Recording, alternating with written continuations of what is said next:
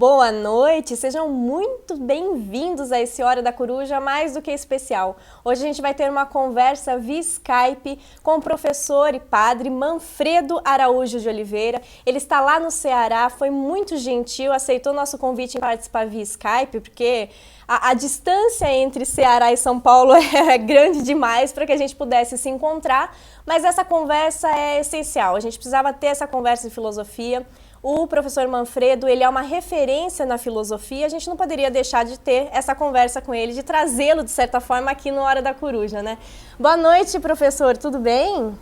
Boa noite, é um grande prazer estar aqui nesse momento com vocês. Seja muito bem-vindo à Hora da Coruja. Daqui para frente, já sabe, participe sempre mandando vídeos pra gente. E com esse fundo bonito, com essa biblioteca, como a gente estava conversando, é um amor pelos livros, né? Esse mundo filosófico. Pois é. Eu queria que a gente começasse falando sobre a virada ontológica, porque recentemente a gente começou a discutir isso na filosofia, né? Sobre essa virada ontológica. O que realmente significa essa virada ontológica? Veja, eu acho que uma maneira de compreender isso é pensar na filosofia moderna, que se articulou fundamentalmente como, eu diria, uma teoria do nosso conhecimento válido. Fez uma espécie de divisão de trabalho entre as diversas teorias que nós conhecemos, as científicas e a filosófica, e dizia as ciências conhecem como o mundo se comporta, como diz Wittgenstein no Tractatus, né? E a filosofia está encarregada de buscar as condições de possibilidade, para usar a terminologia de Kant, do conhecimento válido que nós temos do mundo através das ciências e na vida concreta. Ora, no século XX, precisamente, daquelas filosofias que nasceram da reviravolta linguística, recuperou-se, de certo modo, a princípio devagarinho, depois com muita intensidade, o tratamento das questões propriamente ontológicas, ou seja, daquilo que diz respeito à nossa compreensão do mundo, do universo, da realidade como um todo. E interessante que, atualmente, uma das últimas ditas viradas ontológicas, que é aquela que aconteceu na França, com pensadores como Badiou, Meillassoux, depois com Zizek e etc., ela se caracterizou precisamente por não querer saber da reviravolta linguística, dizendo que a reviravolta linguística concentrou todo o conhecimento filosófico numa teoria da linguagem que desembocou no relativismo, no ceticismo. Então, o que importava agora era superar isso e partir para a compreensão do mundo, uma teoria do real. Então, professor, a gente... Bem, tem muita gente que não gosta muito da palavra ontologia ainda, né? Sim. Porque ela vem carregada de umas discussões... Então, a gente sabe que filosofia contemporânea é toda ela antimetafísica, né? Quase toda ela, digamos assim, né? Quer dizer, a boa carga dela é uma volta, uma ida contra as discussões mais ou menos pesadas da metafísica, né? Mas, então, toda vez que nós falamos de ontologia, ela vem com essa carga também de metafísica. Agora, tem autores, tem filósofos, o caso do Donald Davidson é um deles, né? Onde a discussão de ontologia na verdade, uma narrativa do real, né? Uma descrição do real com peso metafísico muito pequeno, digamos assim, né? E aí é que eu gostaria de saber como é que o senhor está se posicionando nessa situação. Quer dizer, o senhor está entrando por uma discussão ontológica onde há um privilégio da descrição, ou é uma discussão ontológica de volta a uma conversa metafísica? Olha, acho que esses pesos que você falava são presentes, sobretudo, no pensamento europeu, né? Porque o que vem a partir de Kant, depois do positivismo lógico e das diversas filosofias contemporâneas, metafísica foi considerada uma coisa absolutamente inatingível, sem sentido, e, portanto, não se fala de metafísica. Mas é interessante que no ambiente de língua inglesa né, os filósofos recuperaram isso sem problemas, ou seja, não se trata de pensar metafísica como uma teoria de realidades para além do nosso mundo, aquilo que o professor Heinkel, ex-professor de Viena, chamava a metafísica dos fantasmas, quer dizer, como se fossem realidades fantasmagóricas sobre que ninguém mais pode falar, mas entendendo metafísica simplesmente como uma teoria do real, que está implícita, de certa maneira, na nossa forma de falar. O Paul Ricoeur, por exemplo, vai insistir muito nisso, quando ele diz, olha, nossa filosofia hoje parte da linguagem. A linguagem se tornou uma mediação sem a qual nós não podemos mais filosofar. Então, a linguagem tem diferentes dimensões. Quando nós falamos, nós executamos atos. Essa é a dimensão pragmática da linguagem. E nesses atos nos referimos a outras pessoas. O ato é performativo pelo qual nós entramos em relação com outros. Mas a linguagem é também expressão de algo, ela tem uma dimensão semântica e expressão de algo extralinguístico, algo que não é a própria linguagem. Então, nesse sentido, a metafísica não é uma coisa assim tão, não sei de onde vem, mas ela está implícita no nosso relacionamento simbólico, linguístico, no mundo, com outras pessoas. Quer dizer, se trata daquilo sobre que falamos. O Ricoeur gosta mesmo de recuperar a definição de Aristóteles sobre o juízo, aplicando agora à linguagem. Falar é dizer algo sobre algo a alguém, que é a dimensão pragmática e intersubjetiva que Aristóteles não tem, mas ele inclui isso aí para dizer toda a fala implica pelo menos essas 4 dimensões, a dimensão pragmática do proferimento de expressões linguísticas, a dimensão intersubjetiva da relação aos outros, a dimensão expressiva, que é a dimensão semântica, e a dimensão ontológica. Portanto, o que se está fazendo aqui é uma consideração teórica, sistemática, daquilo que está implicado nos nossos relacionamentos linguísticos com os outros no mundo.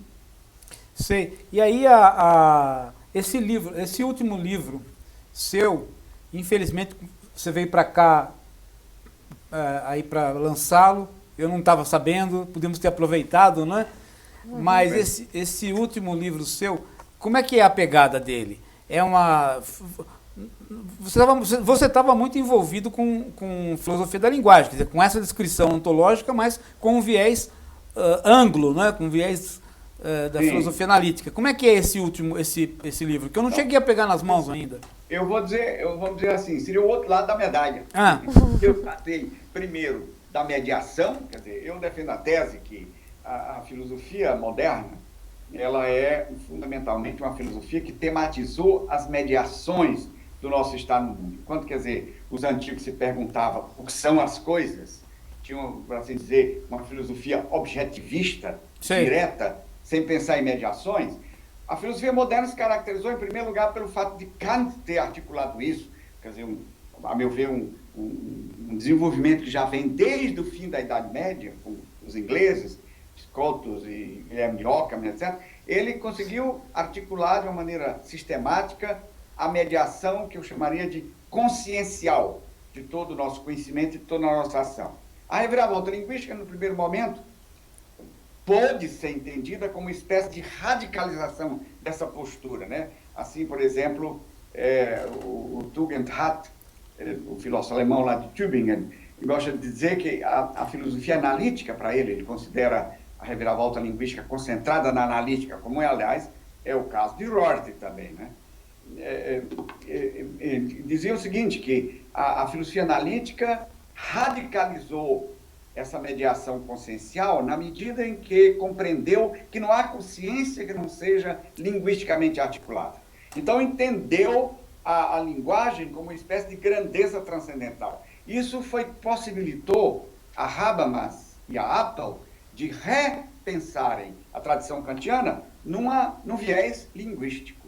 Ora, não necessariamente a linguagem precisa ser considerada de uma maneira transcendental. E é isso que esse livro, de alguma maneira, quer mostrar. Então, a partir daí, há uma relação íntima a ser pensada entre linguagem e mundo, no sentido da compreensão da semântica, como o Tarski, o lógico polonês, articulou. Então, eu tratei, em primeiro lugar, da linguagem, a meu ver, os dois canais fundamentais de filosofia no século XX, que dependem da reviravolta linguística, quer dizer, o canal da filosofia analítica, na sua tríplice fase de filosofia sintaxe ou sintática, com Carnap, a perspectiva de uma filosofia semântico-ontológica com o primeiro Wittgenstein e a dimensão pragmática no último Wittgenstein, que depois foi magistralmente articulada a seu modo, muito além de Wittgenstein, por Robert Brandon.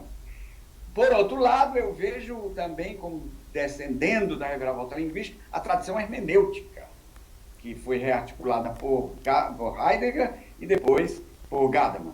Então, esse livro quer tratar exatamente, como eu dizia, do outro lado da medalha, tendo considerado a mediação propriamente linguística, como se chega, a partir da linguagem, a uma compreensão da estrutura do mundo. Então, eu apresento aqui as 4, para meu ver, mais importantes propostas de articulação da ontologia hoje, que era a retomada da tradição, que entendeu o mundo como um conjunto de objetos, como se diz hoje, ou substância, como se dizia no passado, e seus atributos, isto é, propriedades e relações. Depois, as teorias que se propõem alternativas a essa teoria considerada insustentável, incompreensível, ininteligível, por supor uma entidade ininteligível que é o substrato. Então, a teoria dos tropos, como ela se articulou, sobretudo na corrente metafísica australiana, e depois a teoria dos processos e eventos, e, por fim, a teoria mais recente do Puntal, que procura rearticular, sobretudo, a teoria dos tropos e dos eventos, fazendo essa combinação que os outros ontólogos, por exemplo, lá na França, não querem fazer, entre reviravolta linguística e teoria ontológica. Acho que a função dele tem como especificidade isso, que ele diz que uma teoria ontológica hoje não pode ser articulada sem se passar por uma teoria da linguagem. E, nesse sentido, se tem aqui um desenvolvimento que é trabalhado sistematicamente para desembocar naquilo que me parece hoje a articulação mais feliz dessa combinação entre reviravolta linguística e teoria ontológica. Porque fica parecendo que a Europa tem um pouco de dificuldade de lidar com isso, né? Com essa virada linguística. Que isso é uma filosofia tipicamente americana, até com difícil aceitação aqui no Brasil, justamente por isso. Até então a gente não poderia pensar que os americanos fazem filosofia.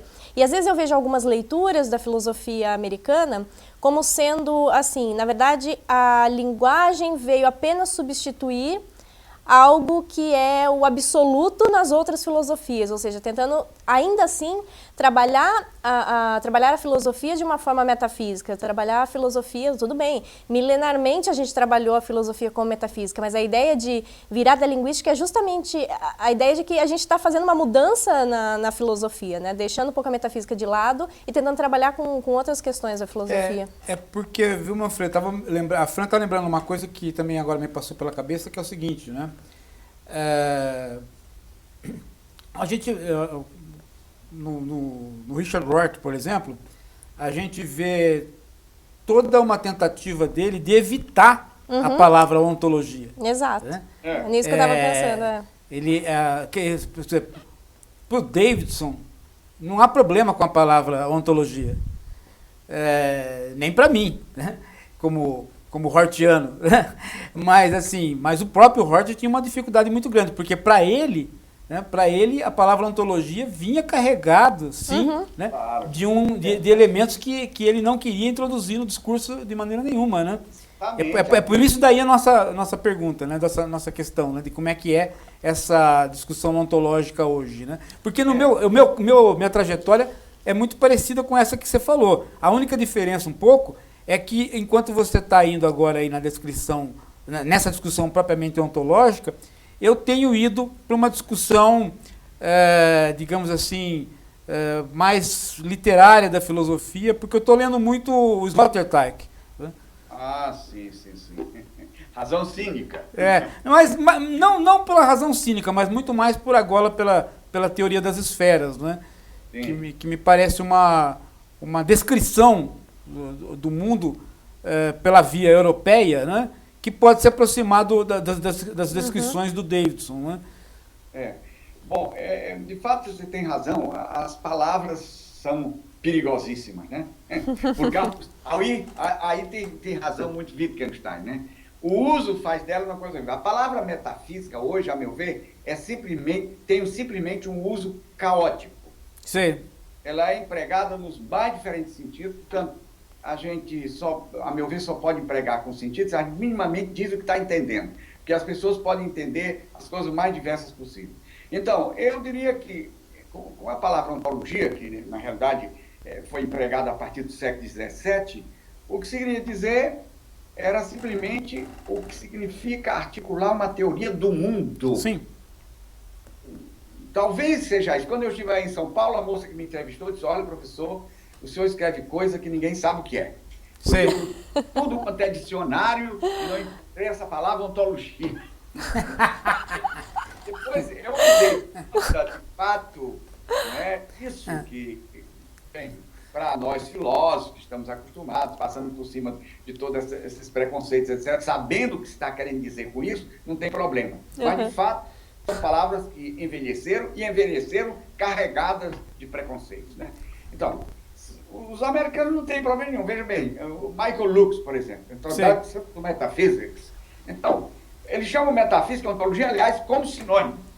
Sim, eu, nesse livro, faço distinção, eu digo que aqui metafísica, propriamente falando, talvez devesse ser dita daquilo que foi a grande intuição do Heidegger, né? A grande questão da filosofia é o ser. Então, a articulação do ser que talvez é a nova metafísica, porque aí está, defendo a ideia que, e a gente pode provar isso com certa facilidade em Heidegger, a crítica dele não é a metafísica enquanto tal, mas a metafísica como ela se articulou na tradição do Ocidente, isto é, como ontoteologia, que no fundo é uma ontologia, é uma teoria doente enquanto tal, e para poder explicar o ente enquanto tal, se apela para um ente supremo. Né? Então, nesse sentido, ontoteologia. Mas, antes de qualquer outra coisa, se põe a questão daquela metadimensão, que ele diz, abrangente, que seria propriamente metafísica. Mas eu acho que essas palavras todas, por causa desse peso histórico, elas são terrivelmente marcadas. A minha preocupação fundamental é entrar nessa discussão hoje de uma teoria do mundo, né? Ou seja, quando nós falamos e sempre implicamos, eu estava lendo outro dia de novo o seu artigo no livro aquele que eu organizei com o Odílio sobre a filosofia política. Sei, lembro. E você sempre de novo volta a dizer que as filosofias mudancistas, que consideram a mudança como elemento fundamental, e termina dizendo que a civilização, a sociedade é mudança, e em certo momento tende a dizer que o universo é mudança, né? Contra as filosofias fixistas. Ora, isso de certa maneira implica uma certa compreensão do que seja o mundo, do que seja a sociedade, do que seja a civilização, etc. É isso que eu queria resgatar com esse livro, né? Sei. Quer dizer, a possibilidade de você ter...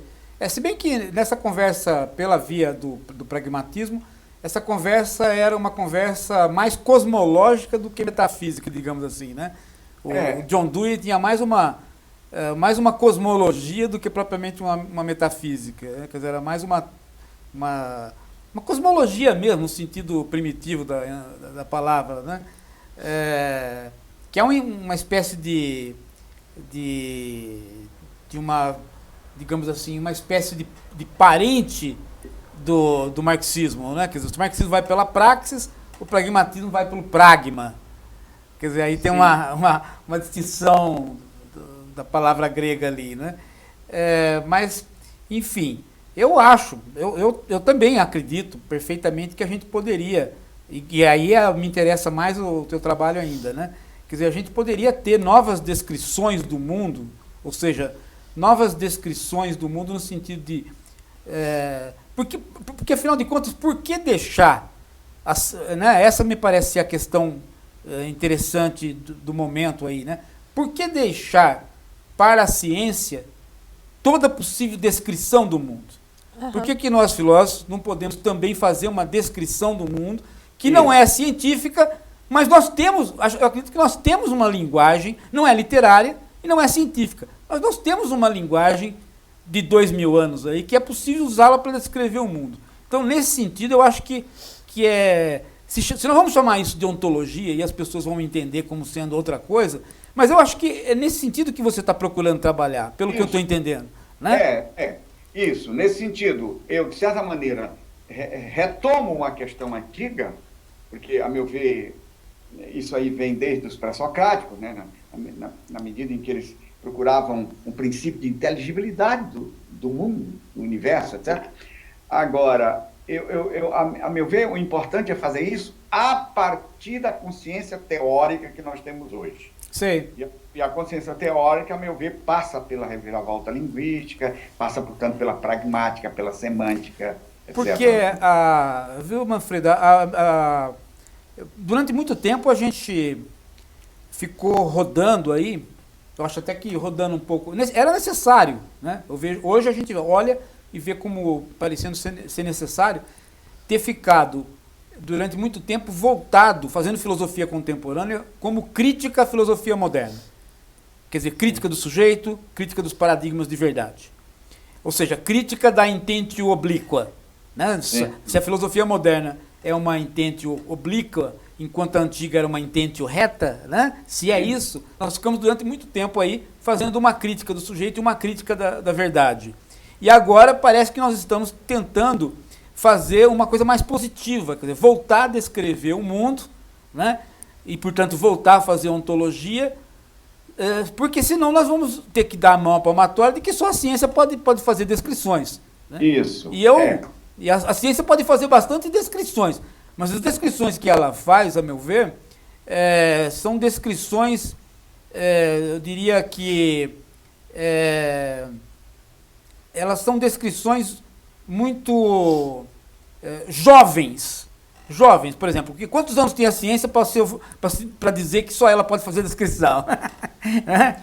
Não, e a ciência carrega toda, né, aquela aura de que ela é a verdade. Né? Só que, porém, por quê? Porque ela assume uma posição, ela assume uma verdade, ela carrega isso até que a outra verdade, grande verdade, seja descoberta. Quer dizer, no limite, a ciência não é a descoberta da verdade, do absoluto e tudo mais. Quer dizer, a gente pode ter uma descrição filosófica que caminhe muito bem com a ciência, que faça questões para a ciência que a ciência não fez até então e que talvez isso faça mudar alguns questionamentos, alguns conceitos científicos.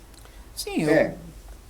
Veja bem, eu entendo essa coisa extremamente complexa, porque a nível do trabalho específico de ambos os teóricos, tanto cientistas como filósofos, há um encontro quase que impensado das duas maneiras de pensar, né? Sim. Agora, eu tenho a impressão que a gente poderia pensar isso assim como questão de níveis de abordagem do real. Quer dizer, a ciência, eu gosto muito da expressão do Wittgenstein, a ciência explica como as coisas se comportam. Acontece que, para fazer isso, os cientistas se utilizam de uma série de pressupostos que eles não pensam. Porque se fossem pensar, deixariam de fazer a tarefa que tem que fazer. Exatamente. Sim. Então, a filosofia eu entendo como a busca desses pressupostos. E entre esses pressupostos está a conceitualidade ontológica. Todos eles falam, de uma certa maneira, do que seja o real. Então, isso teria que ser explicitado criticamente, né, reflexivamente. Nesse ponto, eu também me ponho do lado daqueles que dizem, ora Wittgenstein disse assim nas investigações filosóficas: olhem, não pensem. Eu acho que se devia dizer o contrário. Não olhem, pensem, como disse o Riquet uma vez. Ou seja, a tarefa da filosofia é exatamente criticamente avaliar esses pressupostos com que trabalham as pessoas no dia a dia e com que trabalha o cientista. Portanto, não há aqui uma contraposição radical entre uma coisa e outra, mas, pelo contrário, creio que são conhecimentos que se complementam em níveis diferentes. Agora, o problema é quando você não se dá conta dos quadros diferenciados com que essas duas formas de trabalho teórico trabalham, você pode, aí sim pode haver uma confusão terrível, né? Então, cientistas trabalhando como se fossem filósofos e filósofos como se fossem cientistas. Quer dizer, cada um entrando na forma específica de trabalhar do outro. E, a meu ver, isso dá uma confusão terrível. Né? Até por conta da nossa formação, né? Quer dizer, as formações ficaram formações completamente separadas. Separadas, né? Isto é. E está cada vez ficando mais, né? Eu acho que hoje é indispensável que... Outro dia vi você falando da formação do filósofo. É indispensável que um filósofo tenha contato com o conhecimento científico. Uhum. Porque eu não sei se você nota, nós temos uma formação até estranha, né? Hoje em dia, os estudantes que fogem das áreas científicas vêm para a filosofia, né? Isso nos Estados Unidos, isso é inconcebível, né? É o contrário. O sujeito que se sai muito bem em física, em matemática, logo ele se interessa por lógica e acaba indo para o campo filosófico. Quer dizer, a nossa vinculação com a filosofia é da fuga das matemáticas, das fugas da física, né? É quase que a filosofia aparece na nossa tradição como que um apêndice da literatura, né? Uma carreira literária, uma carreira de... Bom, enfim, os antigos chamavam isso de beletrismo, né? Né? Sem dúvida. Agora, tanto é que nós todos somos formados, né, por áreas que tem um pé profissional, né? Você vai fazer advocacia, depois, lá no meio do caminho da advocacia, você tapeia seu pai e faz filosofia. Né? Mas, na verdade... Né? Pois é, mas eu diria, quer dizer, tanto as assim ditas ciências da natureza, como as ciências humanas e sociais, as biologias, ou as ciências da vida, acho que o filósofo não pode fazer de conta que isso não existe. Uhum. Agora, também não pode parar aí, né? A grande questão que eu tenho notado, por exemplo, em trabalhos de tese recentemente, é a defesa incondicional de que o filósofo deve ouvir a ciência. Sim. E aí apresentam o que a ciência diz e para aí. Sim. A filosofia não tem mais nada a fazer. Para dizer. Né? Mas o senhor é conhecido por ser um filósofo que dialoga com todas as áreas e com todas as pessoas, né? Um filósofo atuante mesmo, no sentido socrático, ou seja, aquele filósofo que vai para as ruas para fazer questionamentos. Então eu queria perguntar para o senhor, o senhor acha que o lugar do filósofo hoje em dia é onde? Olha, em primeiro lugar, nesse nível que a gente está falando antes, ele tem um lugar específico no contexto das ciências. Eu entendo a filosofia como uma espécie de ciência universal, no sentido do que eu estava dizendo antes. Trabalha pressupostos que estão presentes em todas as atividades científicas. Então, nesse sentido, ele é um lugar em que a ciência, vamos dizer assim, vem a si mesma, né? Para usar uma expressão que Heidegger gostava de usar, ela se torna consciente de si mesma na medida em que ela dá conta dos pressupostos com que ela trabalha. Agora, o filósofo é um homem do mundo. E aí é que está. Aí quem pensa mais isso não sou eu, é o Paulo, porque ele é a presença viva da filosofia em todas as esferas do mundo. Acho que o filósofo, como alguém que é interessado por guardar a consciência crítica da humanidade, ele deve estar presente onde os destinos da humanidade são decididos, né? Então, nesse sentido, ele tem uma tarefa pública de ajudar as pessoas a pensar. Aí eu diria, ele tem que levar aquilo que o Habermas chama o caráter subversivo da reflexão filosófica, no sentido da criticidade fundamental desenvolvida pela filosofia. Então, ele não entende tecnicamente de campo nenhum do mundo, mas ele entende de criticar toda a facticidade. Qualquer facticidade encontrada, qualquer imediatidade é posta em questão radicalmente. Então, esse perguntar radical faz com que o filósofo possa estar presente em todos os cantos e lugares sem querer substituir os outros Sim. e impor aos outros a sua maneira de pensar. Muito consciente das limitações específicas de qualquer quadro filosófico, que por natureza, acho que aí a hermenêutica nos ajudou enormemente a tomar consciência da finitude fundamental da existência humana e, consequentemente, de nossas categorias, de nossos quadros teóricos, dos nossos esquemas conceituais, por mais adequados que a gente tente articulá-los, eles são, por natureza, aí entra que o Paulo sempre gosta de dizer, mudança é estrutural aqui.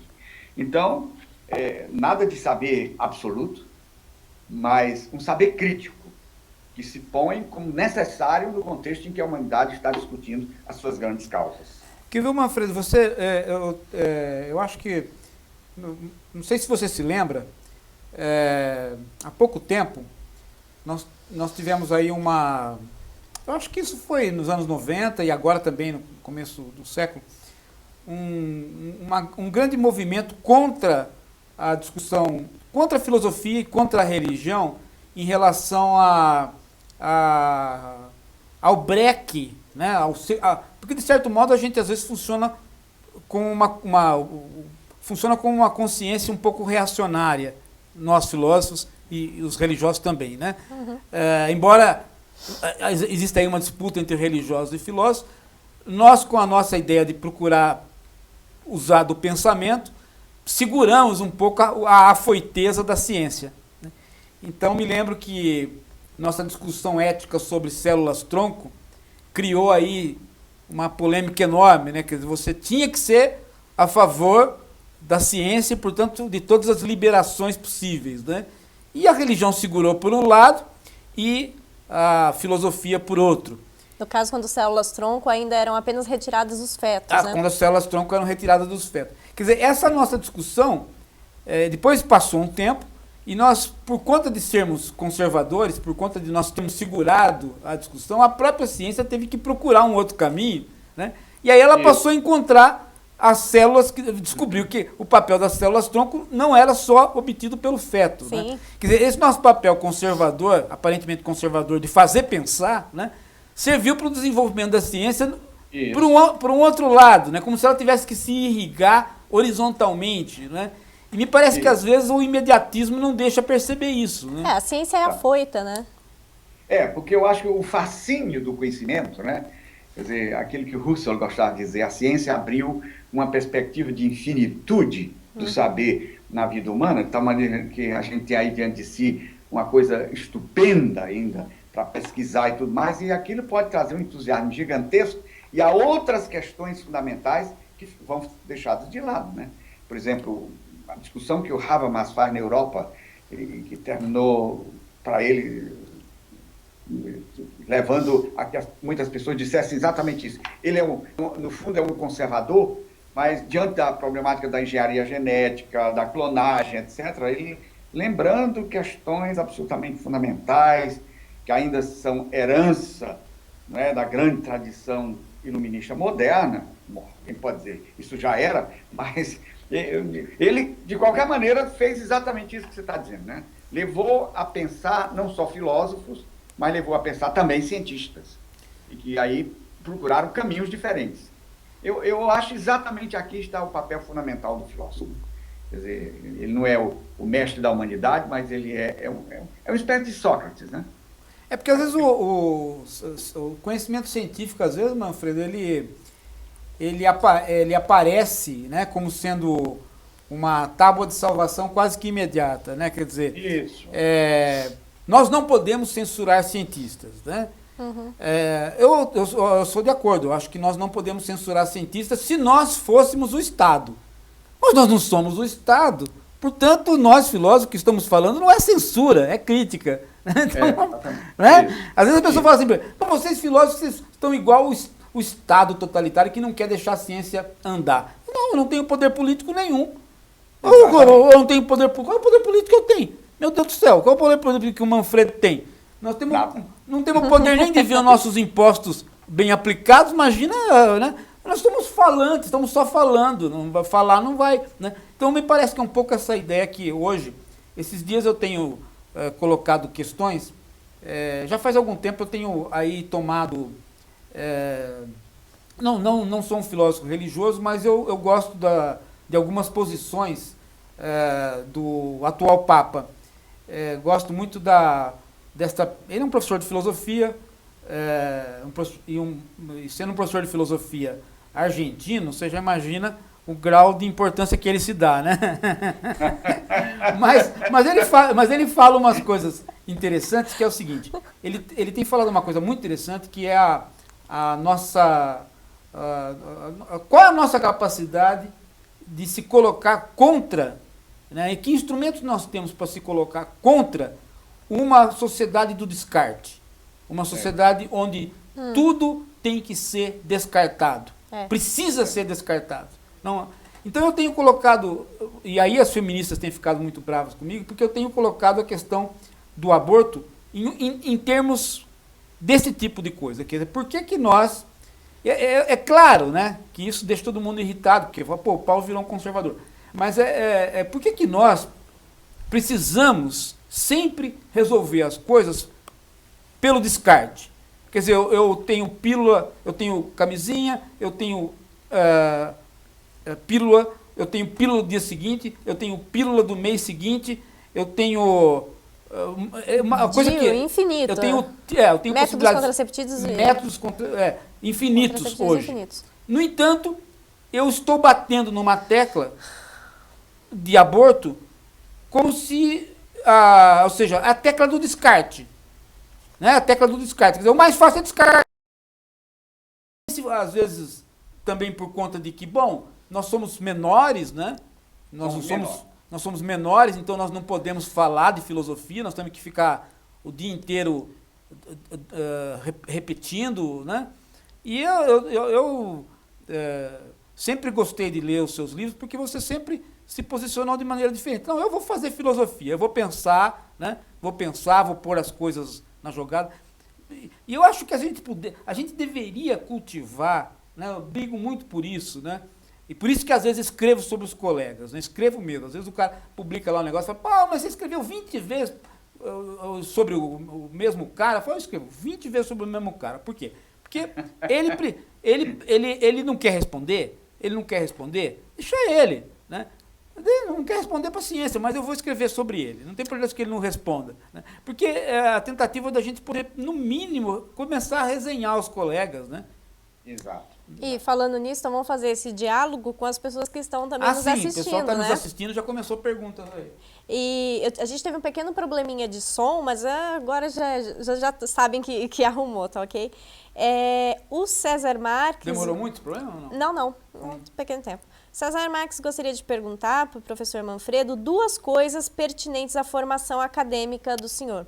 Primeiro, qual a utilidade da teologia em um tempo em que já ocorreu o chamado desencantamento do mundo, ou seja, em que as esferas de valor todas estão separadas da religião? E a outra é como que o Kant pode nos ajudar a avaliar o Brasil e a construir proposições para um país melhor no futuro? Olha, a questão da teologia, nesse ponto, eu acho extremamente interessante a discussão que vem fazendo Habermas, né? Quer dizer, ele naturalmente não considera a teologia no seu aspecto ontológico, né? Ou a religião no seu aspecto ontológico. Ela nesse ponto, é retórica, não é uma interpretação do que seja o real, etc. Mas, diz ele, as religiões tem um patrimônio ético importantíssimo, que uma vez traduzido numa linguagem secular, pode servir de inspiração para uma humanidade que não está sabendo para onde ir. Então, nós teríamos de passar de uma época secularista, em que a religião era considerada, no máximo, uma espécie de resquício de um mundo que não existe mais, para uma consideração de um debate público onde crentes ou não crentes estão discutindo problemas que dizem respeito a todos. E de modo que tem que haver um aprendizagem mútuo. Os crentes precisam aceitar a realidade de uma sociedade laica, que não se deixa orientar e dirigir pela tutela religiosa, mas os não crentes também têm que aprender a ver os crentes não simplesmente como expressões supremas da irracionalidade. E compreender que é possível daí vir sugestões que possam ser muito importantes.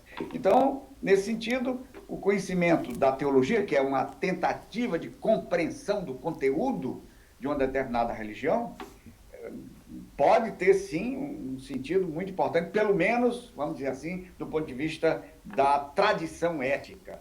Quer dizer, o Habermas dá exemplos importantes por isso, por exemplo, em relação à teologia cristã. Ele diz, por exemplo, a tese fundamental do cristianismo é que o ser humano foi criado à imagem e semelhança de Deus. Isso, traduzido na linguagem secular, significa que o ser humano é portador de direitos, e esses direitos constituem a base de toda a nossa tradição democrática no Ocidente.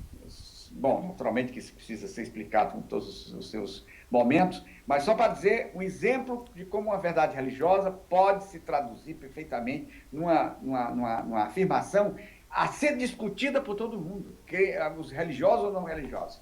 Em segundo lugar, Kant. Bem, eu tenho aí, em relação a, digamos, a estrutura do pensamento de Kant, é um grande problema, porque Kant foi a minha grande paixão na vida, né? E naturalmente, as paixões, um dia a gente corta o cordão umbilical delas. Né? Então,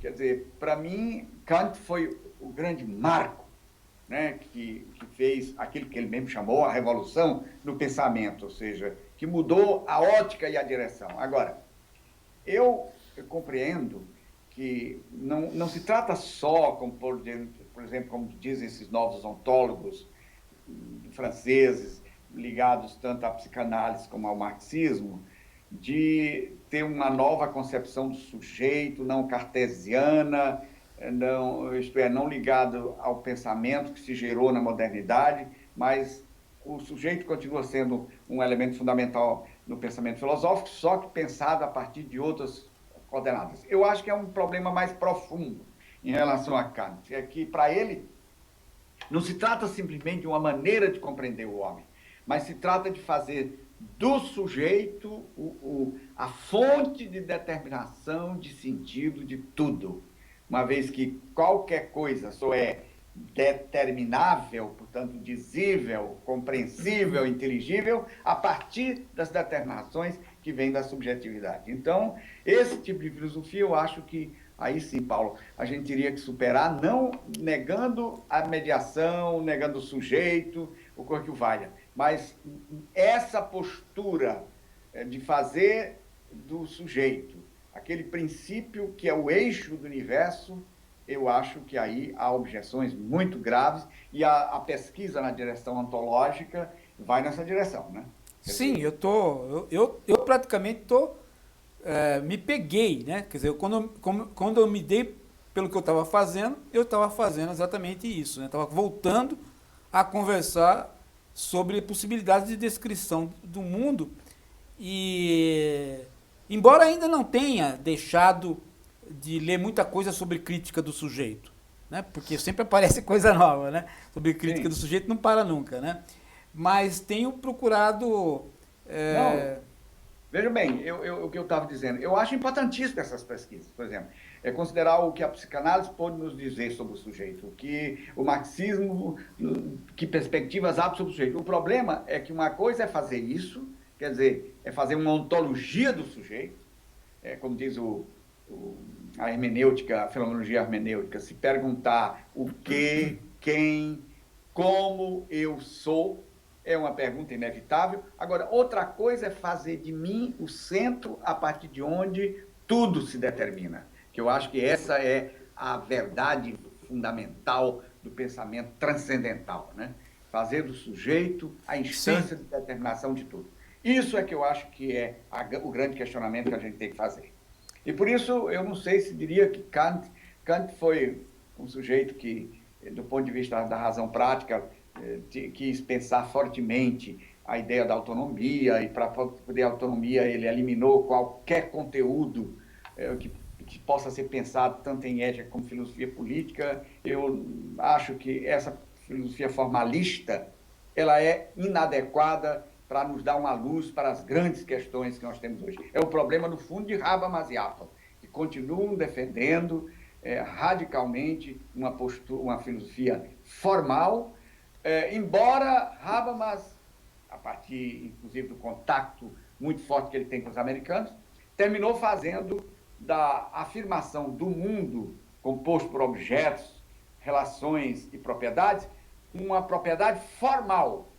Ou seja, um postulado que eu tenho que fazer sob pena de não saber falar sobre o mundo e não poder agir no mundo. Quer dizer, eu acho que isso é muito pouco ainda. Quer dizer, uma ontologia que fica no escuro. O mundo termina continuando desconhecido, etc. De modo que eu não sei se Kant seria a pessoa, a partir dessa postura fundamental, para dar grandes luzes para aquilo que nós temos a fazer aqui hoje. Ô Manfredo, o Habermas ficou bom só depois que ele conheceu o Hort. Eu vou atender mais uma pergunta aqui do Andrei. O Andrei fala que a filosofia se estrutura, professor Manfredo, a partir de 3 questões. Qual o sentido do cosmos? Qual o sentido da moral? E qual é o telos, a finalidade da existência? A última questão foi respondida... O Andrei. O Andrei é um professor de filosofia daqui, de São Paulo, que ele ia estar conosco aqui ao vivo. Sim, né? sim. Mas ele não estava sem carro, então tá participando aqui por e-mail também. Ah, ótimo.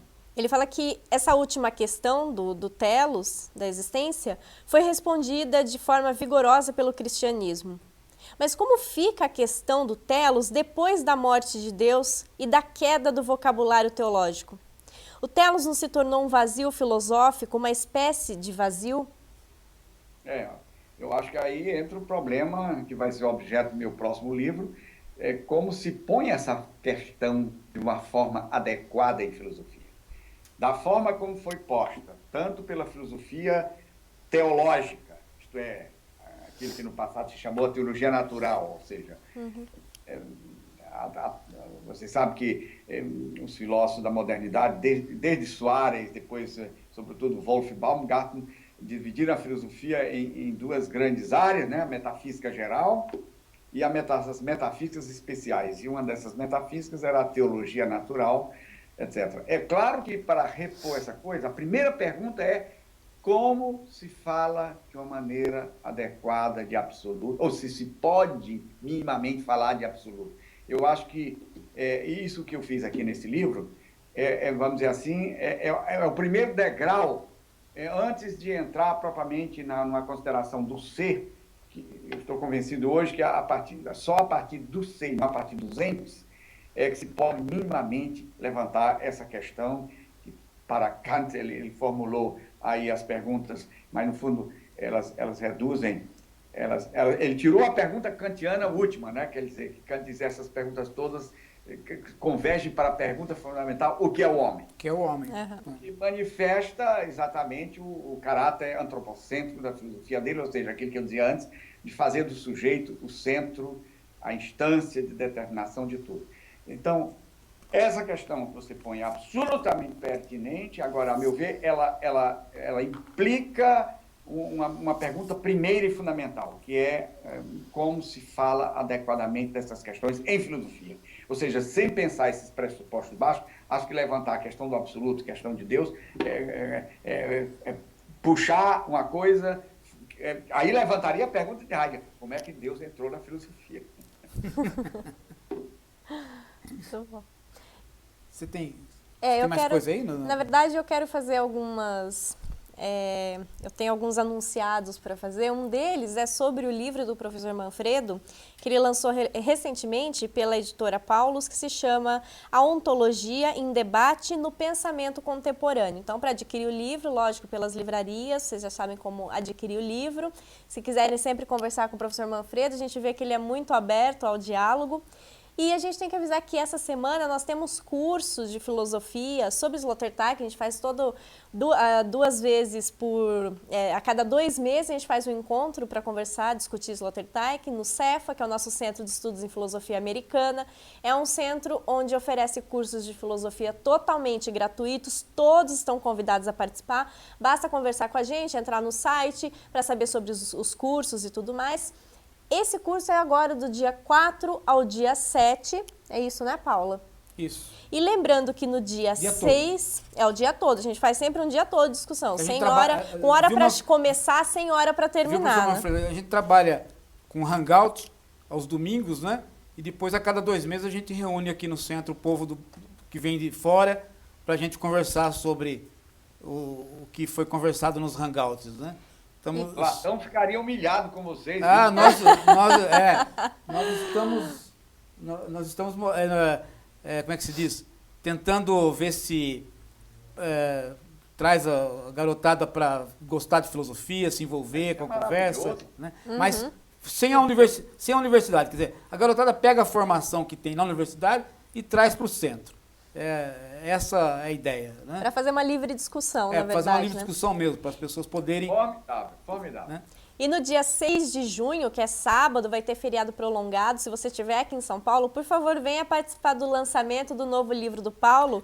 Manfredo, não é só você que está lançando o livro, não. Estou lançando. Sim, a gente vai mostrar. O livro Agora, Sócrates... É uma produtividade que é invejável, não é? É invejável.